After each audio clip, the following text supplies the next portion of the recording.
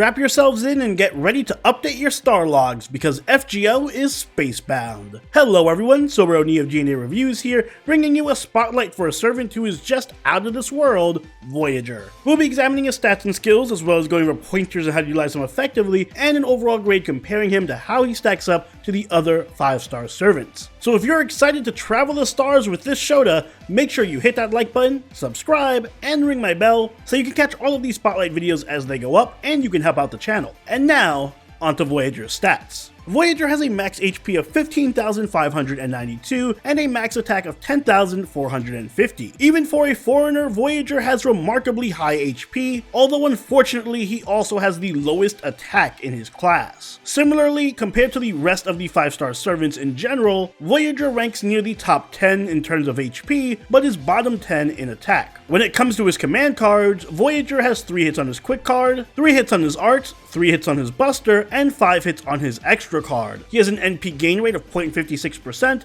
and a star rate of 15.1%. Voyager's NP gain is just about average or a little below that due to his low NP gain rate. However, he is a good star generator due to his hit counts and heavy quick deck. Voyager's stats are very polarizing and with an extreme emphasis on defense and very little in attack, which is more befitting of a support rather than a DPS or farmer. But taking a look at his skills, Voyager's first skill is Voyager of the Stars rank A. It charges his own NP gauge between 30 and 50% depending on level. It also grants him debuff immunity for 3 turns and generates 10 crit stars. His second skill is Swing By rank A, which grants him evasion for 1 turn and increases his quick card effectiveness for 3 turns between 10 and 20% while reducing one enemy's quick resistance for 3 turns also between 10 and 20%, both depending on level. And finally, his last skill is Protection of the World's End Cosmos rank B, which increases one ally's critical star absorption rate for 1 turn between 300 and 600%. It also increases the party's crit damage for 3 turns between 20 and 30%, and increases the party's critical attack chance resistance for 3 turns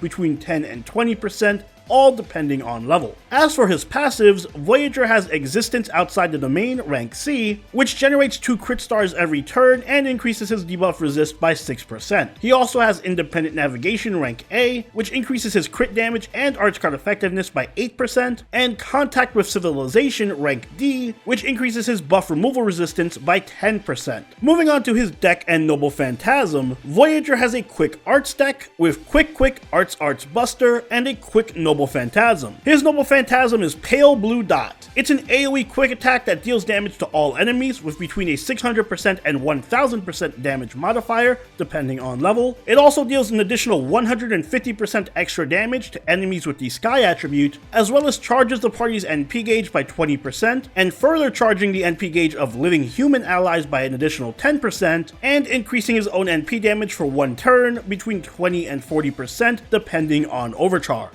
As a foreigner, Voyager doesn't require any skill gems or pieces for Ascension. However, to compensate, he does need a ridiculously excessive amount of mats. For level Ascension, he's going to need 10 Void Dust, 10 Gears, 10 Horseshoes, 10 Black Tallow, 10 Spinal Fluids, 10 Scarabs, 10 Seashells, and 10 Star Comets. And for skill leveling, he's going to require another 10 Gears, 10 Spinal Fluids, 12 Bullets, 12 Aurora Steel, 12 Reactor Cores, 15 Eggs, 15 Divine Spherical Veins, and another 15 Comet Shards per skill. So yeah, just like Eddie's, Voyager is a pain in the ass to level. I'll include a link to the FGO farming drop table in the description down below, so be sure to take a look at it if you want to know the best places to farm for each of these materials. Don't let Voyager's cute and oblivious look fool you, because beneath that poofy outfit lies the heart of a killer, at least in terms of his gameplay. Believe it or not, Voyager is actually quite a powerful servant, not that his stats do him any favors. He has not only the lowest attack in his class, but one of the lowest of any 5-star servant in general. But Voyager is a good case study in how stats can be misleading, because despite his low attack, a case can be made for Voyager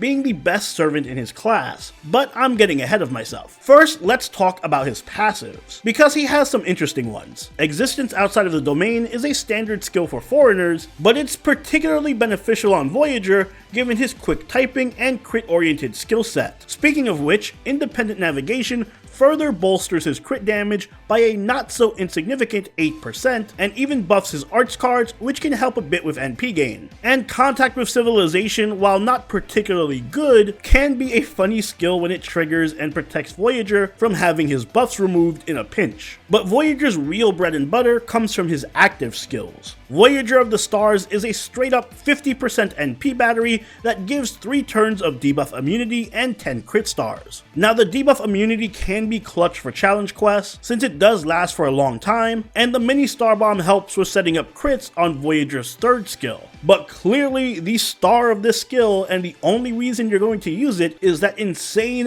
50% NP charge. It's a 50% battery on a quick AoE servant, need I say more? Scotty's ears are already burning. But Voyager also has a little bit of extra power in his next skill, Swing By. This is a 1-turn evade that improves quick card effectiveness by 20% and lowers an enemy's quick resistance by 20%. It's a shame that the quick down only targets a single enemy rather than all of the enemies so that it can synergize better with Voyager's NP. But nonetheless, a quick buff does help with increasing not only his damage, but his NP refund as well. And this skill can help Voyager set up his NP for even more looping. And in fights against single enemies, like boss battles, the skill does give Voyager some decent hard defense and a way of increasing his single target DPS significantly. So it's a versatile skill and a pretty good one overall. Finally, Protection of World's End is Voyager's crit steroid and a semi-support skill. It buffs an ally's star weight by 600% and it buffs the party's crit damage by 30% as well as resistance to crits by 20%. Targetable star weight buffing is a very rare and very useful skill to have on a crit support because it basically removes a lot of the RNG and it allows you to set up any servant that you want to crit, especially when you combine it with the star bomb on Voyager's 1st skill. The crit buff is also a nice added effect even if it is a little bit weak. It'll still be able to improve the party's overall DPS. And don't count out the crit resist either. It may seem kind of weak, but think about it. As a foreigner, Voyager is going to be used against Berserkers a lot, and Berserker crits are nasty. A lot of the time, a single Zerker crit can wipe out a servant. Just think back to that Arjuna altar fight. So any kind of defense against that is very welcome, especially given the prevalence of Zerker bosses in Lost Belts. For skill priority, taking Voyager's NP charge first is a no-brainer, followed by his quick buff for better NP refund and damage, and then his crit buff last. Mana loading is also an extremely important depend skill to take on Voyager to help out with his farming, but the other two aren't very necessary. Voyager's NP is an AoE quick attack that deals additional damage against Sky attribute enemies, buffs his NP damage, and even charges the party's NP gauge by 20% or 30% if they're living humans. Now there are a lot of traits mentioned in Voyager's Noble Phantasm, so to clarify, living humans means pseudo-servants, aka Mosh, Ishtar, Eris, Waver, etc. And Sky attribute refers to a specific trait that some servants and enemies have.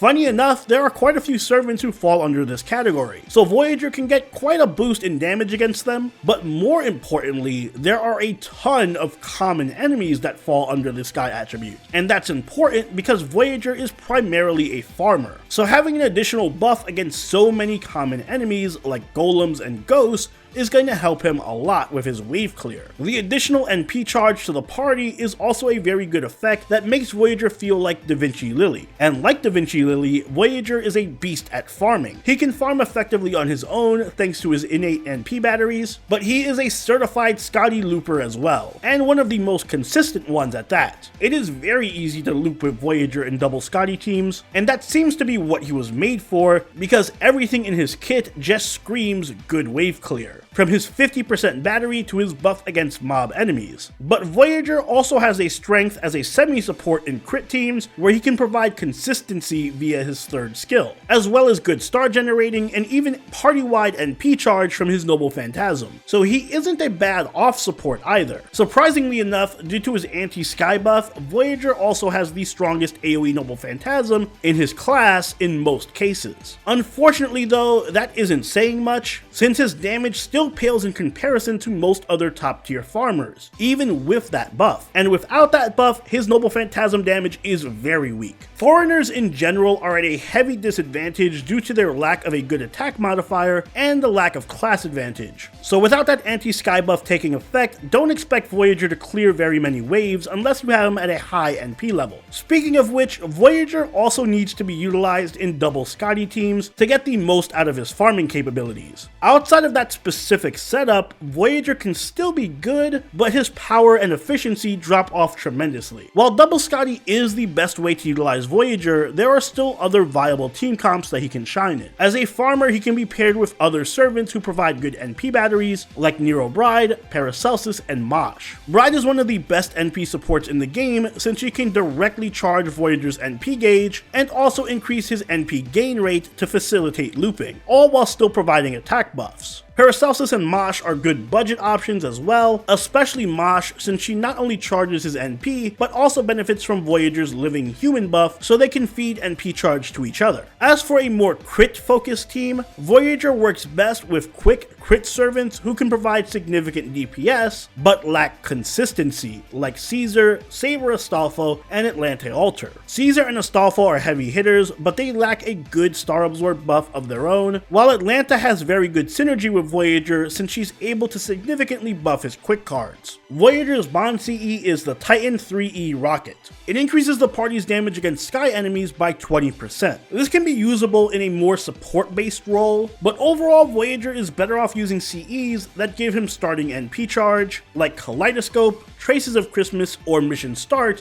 whenever he's farming. And when supporting crit teams, start generating CEs like 2030, Looking Up at the Starry Sky, and Merry Sheep work pretty well too. In the future, the Stars Holiday is an excellent free craft essence that's worth using since it can give starting NP charge as well as buff NP damage and quick card effectiveness. For command codes, start generating codes like Holy Knight's Aurora Borealis can be good on Voyager just because they give some added star generating. Overall, Voyager is excellent at what he does, so good in fact that a case can be made that he is one of the best foreigners in FGO just due to how effectively he accomplishes his role. He's a consistent NP looper capable of 3-turning most traditional farming nodes, especially in double Scotty comps. He provides good utility to the party in the form of a team-wide NP charge, star generating and crit buffs that can elevate the team's DPS, and his own DPS is pretty good for his class when he's able to activate his anti-sky buff, which does give him an advantage against farming most regular enemies. However, while his damage may be good when his buff is active, it does pale in comparison to most other top tier farmers like Dante's and Space Ishtar, which are his direct competition. And his lack of versatility outside of double Scotty farming does hurt him, since while he is still good, he can't be used to his full effectiveness outside of Scotty teams. However, none of that significantly undermines how good of a servant Voyager is, so he gets an A from me. In a lot of ways, Voyager really is just the quick version of Rider Da Vinci, which is not a bad thing. If you have Scotty and you're lacking a quick farmer to build around, like Dante's,